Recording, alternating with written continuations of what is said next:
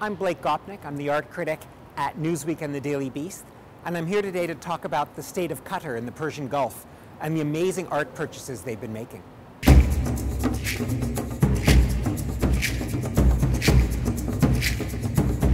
Last year, people have reported that they spent something like $250 million on a famous Cézanne painting. The most money ever spent on a picture by something like 2 times.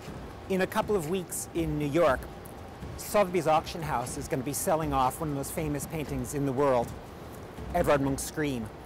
And when they do that, a lot of people are expecting Qatar to bid on it, and if they do, they could bid very, very high indeed.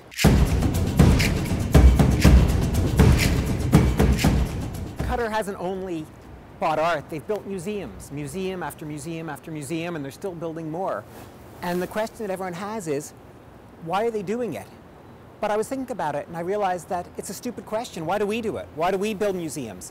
Why do we spend money on art? Why should we ask it specially of people in a distant country? I have to admit that when you're in Doha, the capital of Qatar, which used to be a really small town in the middle of the desert, it feels strange to go into glitzy museums and spend your time looking at the art of a Japanese artist like Takashi Murakami. It feels weird to look at radical contemporary art in what used to be at least a very conservative culture.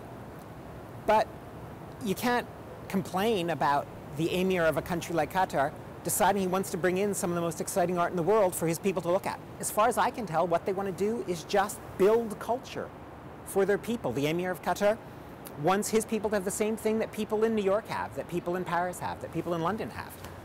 And you can't complain about that.